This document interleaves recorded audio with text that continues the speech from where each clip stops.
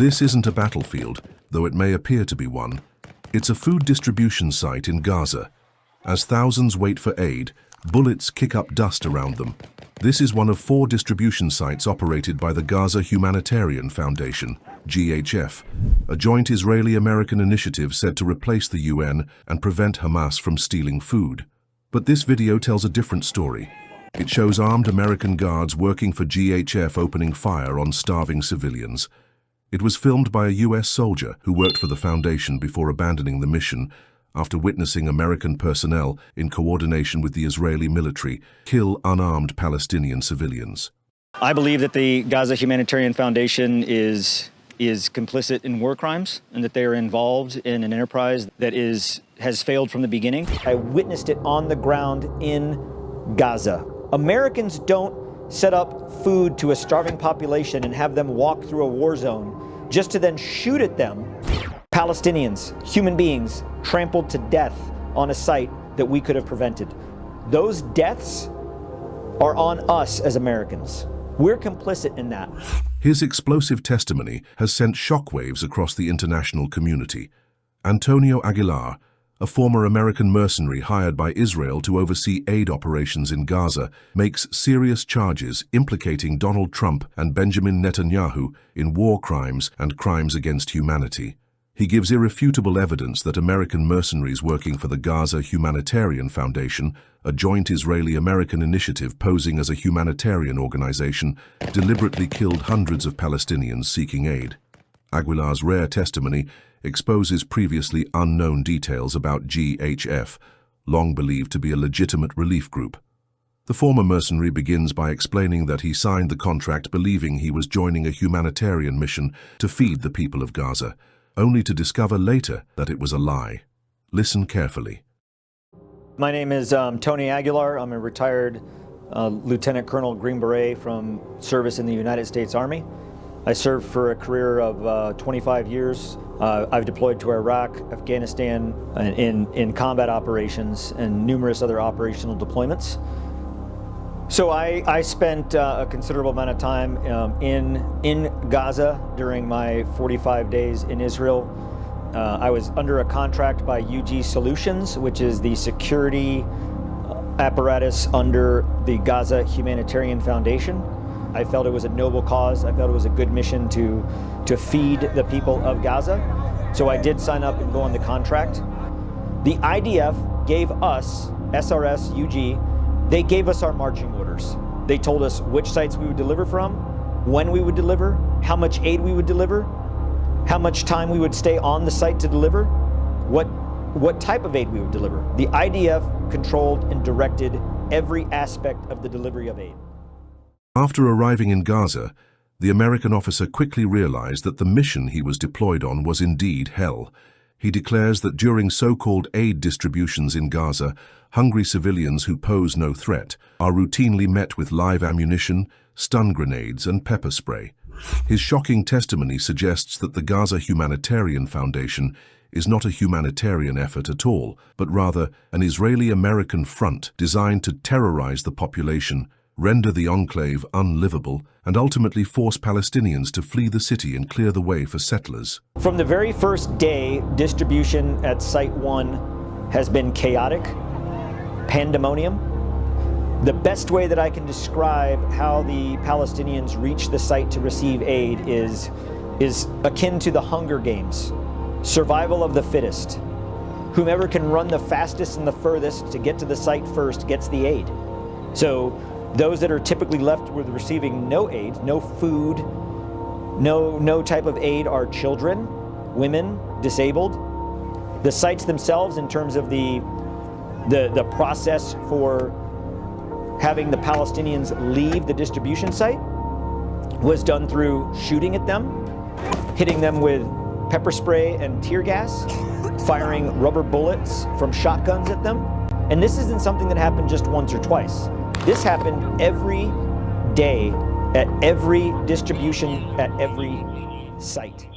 In his testimony, Tony Aguilar recounts 3 specific incidents, each with dates where American contractors tasked with providing security deliberately turned their weapons on starving civilians, killing them as they waited for food. This is not hyperbole. This is not Hamas propaganda. This is not Gaza Ministry of Health saying it. It's me. I've seen it. The contractors on one occasion, on the 29th of May at site number 4, opened fire with his individually assigned weapon into the crowd, at their feet, over their heads, and into the crowd. As he did this, he celebrated what he was doing and he yelled, "Woohoo!" Then another contractor who was standing next to me said, "I think you got one." The contractor that was shooting then replied, "Hell yeah, boy." I took the video. I was there. I saw it. I watched it happen. The contractor that said, "Damn, I think you got one, man," was referring to a Palestinian man that fell to the ground and never got up. It's within my assessment that he was dead. And another incident on the 2nd of June at distribution site number 1, which is in the south in Rafah, I witnessed a UG contractor throw a stun grenade into the crowd. The metal fuse top of the stun grenade hit a Palestinian woman in the head, and she immediately dropped to the ground, lifeless and motionless. A donkey cart was brought onto the site to load her onto the donkey cart to remove her from the site at the direction of the SRS operational leadership. She was dead. This happened on the site. On the 28th of May, we submitted a report to the leadership of UGS and Safe Reach Solutions that site number 3 in particular was dangerous and that people would die if changes were not made. Those changes were not made. And on the 16th of July, 20 people died. Palestinians, human beings, trampled to death on a site that we could have prevented. Those deaths are on us as Americans. We're complicit in that.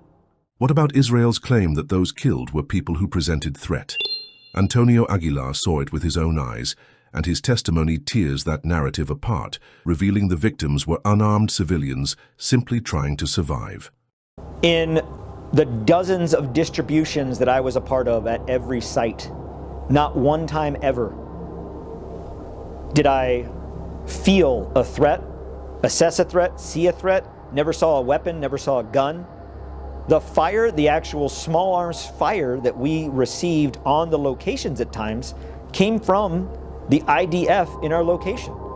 The entire city of Rafah has been razed to the ground, so there is no civilian population around the sites. They have to travel 8 to 12 kilometers one way, on foot, no vehicles. Most of them don't have shoes, poorly clothed. They haven't eaten, they're starving. There is no water that's distributed in the humanitarian aid. And to get there, they have to walk through an active war zone. On 2 occasions, I bore witness to a Palestinian man in one instance and a Palestinian woman in a second instance that were carrying their dead children. And these children didn't die from gunshot wounds or from sickness or disease. They died of starvation. I've seen it with my own eyes. I witnessed it on the ground in Gaza. The officer expresses his deep regret over the American government's involvement in actions he describes as war crimes and crimes against humanity, actions that stand in stark contrast to the nation's long-standing commitment to human rights. He called on the American public to speak out firmly against such violations in defense of the country's foundational principles. Americans don't set up food to a starving population and have them walk through a war zone just to then shoot at them and hit them with stun grenades and pepper spray and then send them on their way. That's not the American way. That isn't in line with American values. After 25 years of service, when I hung up my uniform, I didn't hang up my oath. And my oath is to the Constitution and to the values of this country. Not to a president, not to a Congress, not to a company, but to this country. And I think most Americans would agree with that.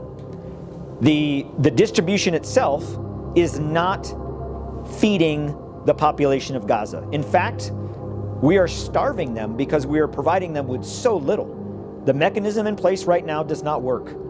It is my job to make sure that the American people know this, because our tax dollars are going to this. Your tax dollars, U.S. taxpayers, are funding this. Finally, Antonio Aguilar reveals the turning point, the moment he decided to walk away from the mission, terminate his contract, and return to the United States. When I was hired on the 14th of May, signed my contract, that was supposed to run through the 21st of August. On the 14th of June, at that point, I had witnessed indiscriminate shooting, inappropriate use of force, dereliction from the leadership. I brought each circumstance to the leadership with a recommendation and solution on how we could address this. I was committed to seeing this succeed. When the leadership ignored it, that was my red line. That crossed my moral threshold of what I could put up with. And I left. I terminated my contract and I came home.